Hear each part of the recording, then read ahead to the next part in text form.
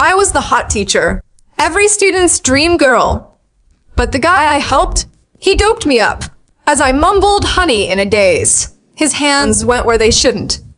Later, he bragged, spread our videos everywhere. Dream girl? Ha, I've had her. Nothing special. Just like that, I fell from grace. My husband left. My parents became outcasts. The school fired me. The cyberbullying crushed me. I jumped from the school roof. Then I woke up, back to the day that guy first came to our class. There I was, standing in front of my senior class again. Same old boho dress, white sandals, looking good as ever. Still the young, gorgeous lit teacher. We got a new kid, charity case, his first day. He shuffled in. Everyone stared. Whispers broke out. Jesus! He looks like a horror movie extra. Talk about a letdown. Not to be mean, but I might puke. For real. Sorry. He limped in, face full of acne scars, huge nose, mole the size of a quarter underneath. Hi everyone. I'm new. Hope we can get along. His eyes never left me as he stammered. I couldn't breathe. Ethan Rivers, a name I'd never forget, not in 1,000 lifetimes. Last time I pitted him, stood up for him against bullies, bought him clothes, taught him confidence.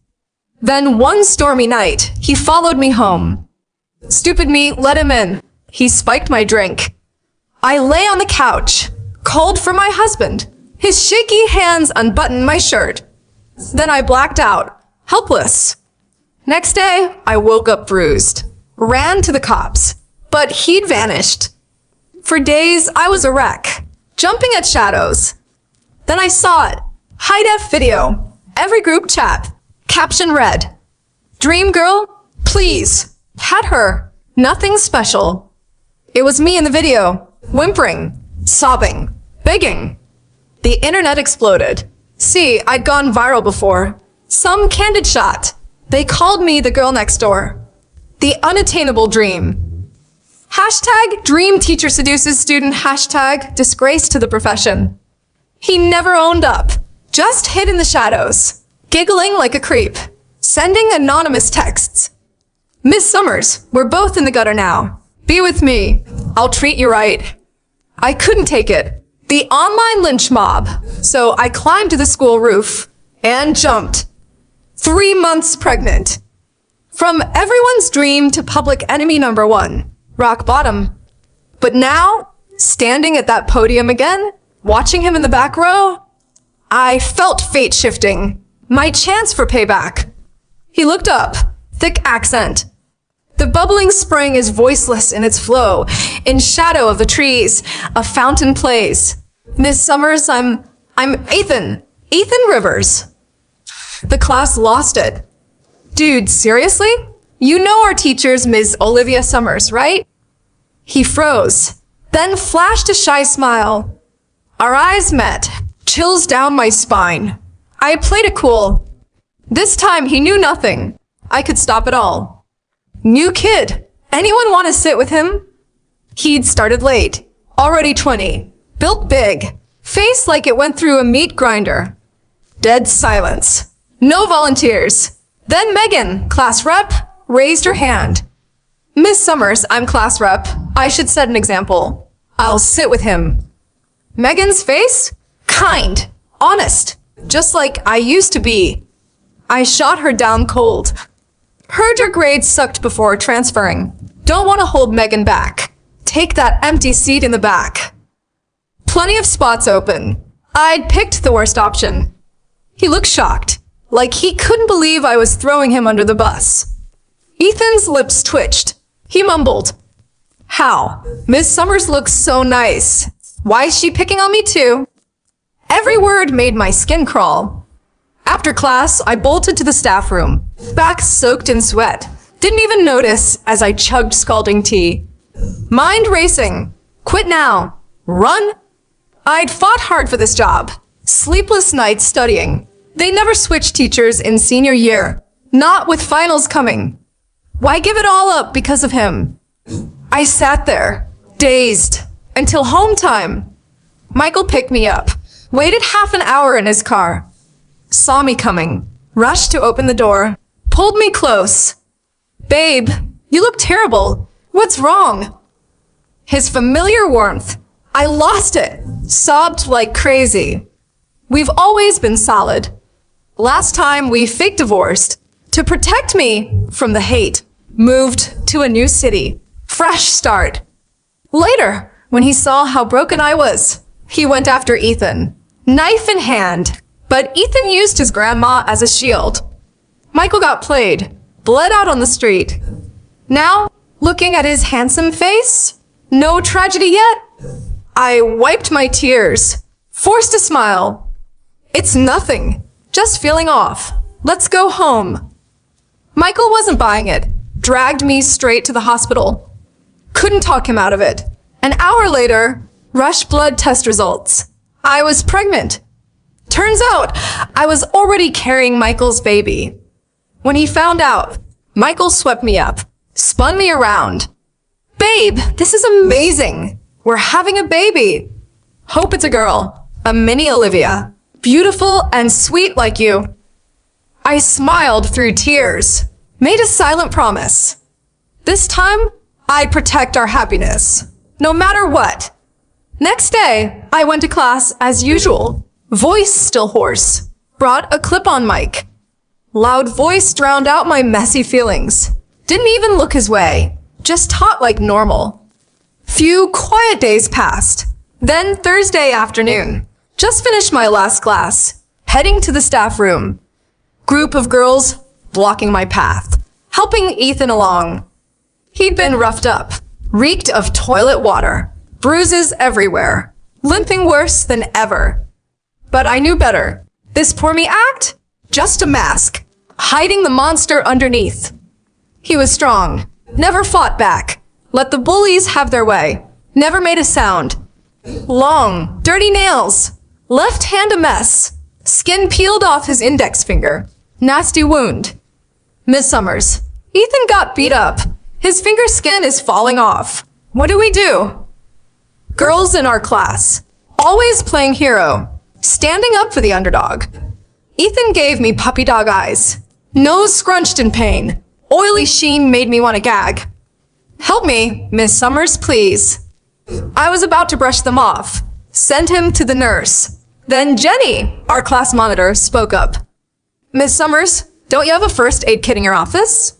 Nurse's office is so far. Maybe we could patch him up real quick. I paused, looked at his pleading eyes, his bleeding finger. Bell rang for next class. I nodded. All right, come with me. Rest of you, get to class. Ethan's lips curled, barely noticeable smirk. He followed me to the office. Class time. Place was empty. Casual as can be, I opened the first aid kit, took out tweezers and gauze. Sit down. I'll bandage you up. Wind rustled the curtains. Seashell wind chimes tinkled softly. I gently cleaned his wound. He suddenly blushed. I asked, "What's wrong?" Miss Summers, you're really pretty. Ethan's face turned red as a tomato, stammering out the compliment. Then his eyes glazed over, staring at my collarbone. While he was distracted, I smiled, plunged his whole finger into the bottle. Raw, bloody finger, now submerged in nearly full bottle of medical-grade ethanol CH3CH2OH. Gotta disinfect properly, right? He was horrified, trying to pull away, face twisted in pain. It hurts, Miss Summers, it really hurts. But I kept smiling, gripped tight on his wrist, wouldn't let go. Bottle's narrow opening practically swallowed his finger. Held it there until blood turned the whole bottle red. He'd bitten his lip bloody, eyes bulging, staring at me in shock. For the first time, I saw real hate in his eyes. But he didn't know. This time around, I was a psycho. All sunshine and rainbows to everyone else. Pure evil to him. His injury was bad. School nurse sent him to the hospital. Next few days, Ethan came to school, hand all wrapped up.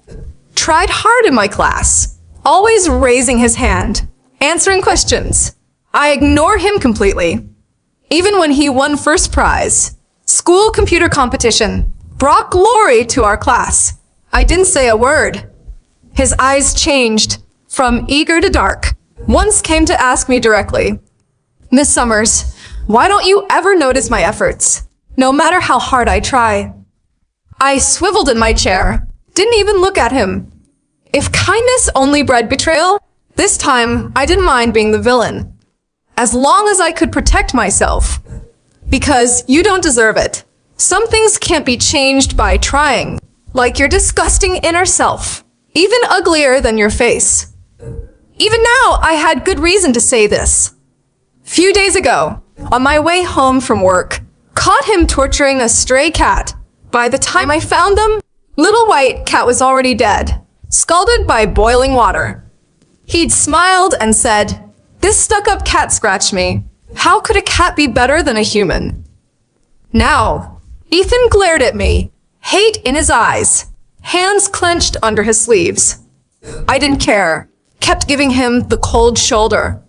Even the head teacher noticed, frowned as he reminded me, "Olivia, teachers should treat all students the same. We shouldn't be harsh on special cases, should give them extra care."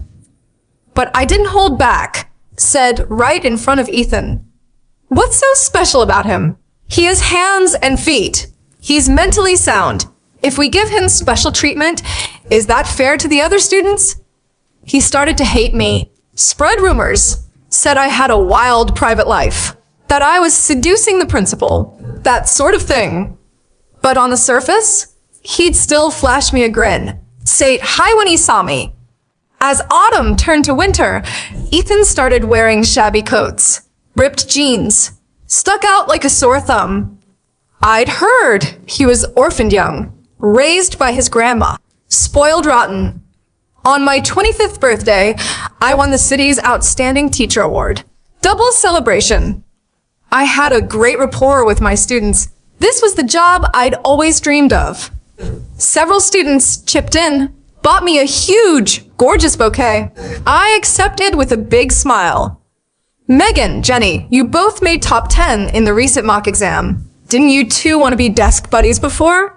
I was worried you'd chat too much and fall behind. Now go for it. Travis, your literature score's looking up. Try to shift some focus from science and math to memorizing more poetry. Easy points, right? As I was chatting with the students, I spotted an uninvited guest in the crowd. Ethan had brought me flowers too.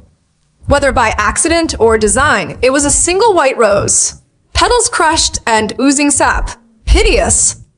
"Miss Summers, I saved up my allowance for a week to buy this for you. You have to like it, okay?" He held it out to me, hope shining in his eyes. My smile vanished.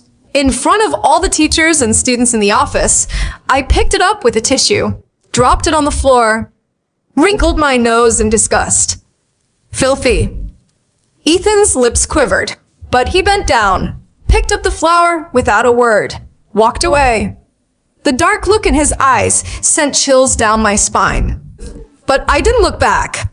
I wasn't afraid of his hatred. He always preyed on those weaker than him, cowered before the strong. Michael had earned a black belt in Taekwondo in his spare time. I picked up some self-defense moves from him, just in case. When I got home, my husband was waiting. Massive bouquet of roses, voice soft and loving. "Happy birthday to my award-winning teacher, my beautiful Olivia." Despite my excitement, I put on a sour face, feigning disappointment. Sure enough, over our candlelit dinner, Michael brought it up, his upcoming research trip abroad. This research opportunity is crucial for my career. "Babe, I'm afraid I won't be able to take care of you for these 2 months. He sighed. My adamant refusal took him by surprise. I knew he wouldn't believe in time travel or reincarnation. So instead, I said, "Michael, I had this awful dream the other day. After you left, someone broke into our home and tortured me. When you came back to avenge me, knife in hand, they killed you instead. Our family of 3 was destroyed, but the culprit got away scot-free. That's impossible. We live in a society governed by law. Are you feeling okay? You seem a bit unstable lately. He clasped my hand, concern etched on his face. In the end, after my relentless pleading, Michael decided to stay. Gave up his research opportunity, out of worry for me. I felt guilty about hindering his career, but it was getting close. That stormy night when Ethan would break into my home and ruin everything. Even though my attitude towards him was completely different this time, I couldn't risk fate playing a cruel joke on me. I remembered clearly it was on a Friday. Ethan had followed me after school, begged me to let him in to escape the rain. But tonight, Michael was stuck in traffic, couldn't make it home after work. After several unanswered calls, I started to get anxious. Soon, Michael sent me a text. Honey, accidents everywhere due to heavy rain. Highways jammed. Can't get back. They're not letting us use phones. Don't wait up, okay? By 10:30 p.m., still no knock at the door. Rain coming down harder, drowning out my chaotic thoughts. My taut nerves finally relaxed a bit. Finally feeling sleepy, body covered in cold sweat, decided to take a shower and go to bed. Hot water felt good on my skin.